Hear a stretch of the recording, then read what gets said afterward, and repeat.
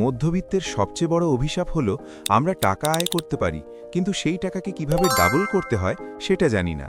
আমরা ভাবি যত বেশি পরিশ্রম করব তত বেশি টাকা আসবে, কিন্তু বাস্তবতা হলো কঠোর পরিশ্রম আপনাকে কখনোই ধনী বানাবে না। কি বিশ্বাস হচ্ছে না? ভিডিওটা শেষ পর্যন্ত দেখুন, আমি প্রমাণ করব কেন আপনার কঠোর পরিশ্রম আপনাকে দিন দিন গরিব বানিয়ে দিচ্ছে। আপনার আশেপাশে একটু খেয়াল করে দেখুন, আপনার কাছের বন্ধু অথবা আত্মীয় কিংবা আপনার এলাকার যে লোকটা ধনী, সে কি আপনার মতো হাড় ভাঙা পরিশ্রম করে না। কারণ আপনি আপনার সময় বিক্রি করে টাকা আয় করছেন, অন্যদিকে তারা টাকা দিয়ে আপনার মতো হাজার হাজার মানুষের সময় কিনে ধনী হচ্ছে। তারা জানে কিভাবে টাকাকে ডাবল করতে হয়।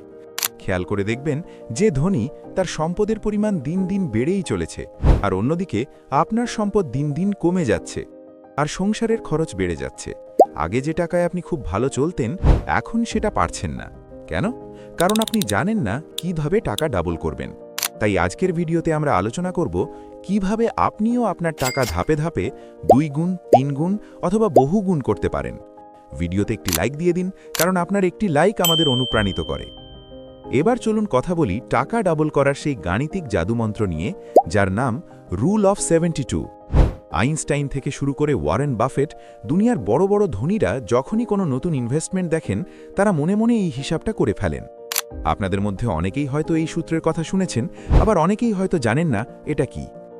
এটা হচ্ছে এমন একটি গাণিতিক নিয়ম যা আপনার টাকাকে ডাবল করার সময় বলে দিতে পারে। আজকে আমি এই সূত্র সহজ ভাষায় আপনাদেরকে বুঝিয়ে দেব। ধরুন আপনার কাছে 1 লাখ টাকা আছে এবং এই টাকা আপনি কোথাও ইনভেস্ট করেছেন বা ব্যাংকে রেখেছেন। যেহেতু ইনভেস্ট করেছেন, তাই একটি লাভ বা মুনাফা অবশ্যই পাবেন। ধরে নিচ্ছি আপনি 1 লাখ টাকা ব্যাংকে রাখলেন, তারা 1 বছরে লাভ বা মুনাফা দেবে 12%। তাহলে এই 1 লাখ টাকা কত বছর পর 2 লাখ হবে সেটা নির্ণয় করতে হলে 72কে আপনার মুনাফার হার দিয়ে ভাগ করুন, তাহলেই সময়টা বেরিয়ে আসবে। এখানে 72কে 12 দিয়ে ভাগ করলে উত্তর আসে 6। তার মানে ব্যাংকে আপনার এই 1 লাখ টাকা 2 লাখ হতে সময় লাগবে দীর্ঘ 6 বছর। এখানেই শুরু হয় আসল খেলা। 6 বছর পর মুদ্রাস্ফীতির কারণে এই 2 লাখ টাকার মান আজকের 50,000 টাকার সমান হয়ে যাবে না তো? সাধারণ মানুষ ঠিক এই ভুলটাই করে, তারা নিরাপদ থাকতে গিয়ে আসলে লসে পড়ে। এখানেই আপনাকে স্মার্ট হতে হবে, স্মার্ট ওয়েতে ইনভেস্ট করতে হবে।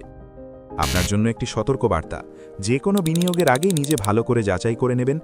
এই ভিডিওর উদ্দেশ্য আপনাকে বিনিয়োগের বিষয়ে ধারণা দেওয়া, আর সরাসরি সুদের সাথে সম্পর্ক এমন বিনিয়োগ করা থেকে বিরত থাকুন।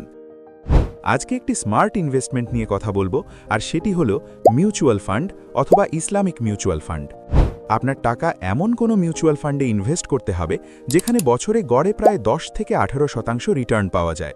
মনে রাখবেন, মিউচুয়াল ফান্ডের রিটার্ন রেট কখনোই ফিক্সড বা নির্দিষ্ট থাকে না। এটি সম্পূর্ণ নির্ভর করে শেয়ার বাজারের অবস্থা এবং ফান্ড ম্যানেজারের দক্ষতার উপর। এখন অনেকেরই প্রশ্ন থাকবে, মিউচুয়াল ফান্ড কি এবং কিভাবে কাজ করে?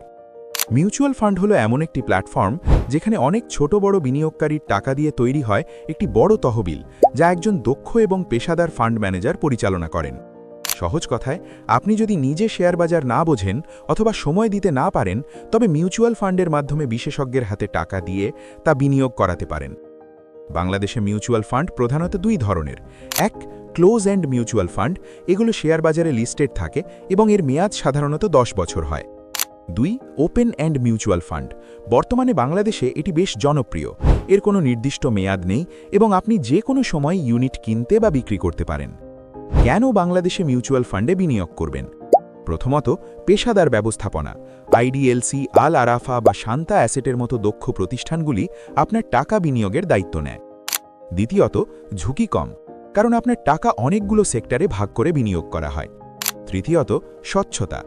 Bangladesh securities and exchange commission বা BSEC এই পুরো বিষয়টি নিয়ন্ত্রণ করে।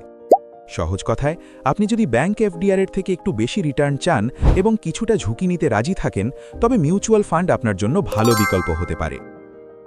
ভিডিওটি ভালো লাগলে বন্ধুদের সাথে শেয়ার করুন, আর কমেন্টে আপনার মতামত লিখতে ভুলবেন না। দেখা হবে পরবর্তী ভিডিওতে। ততক্ষণ ভালো থাকবেন। ধন্যবাদ।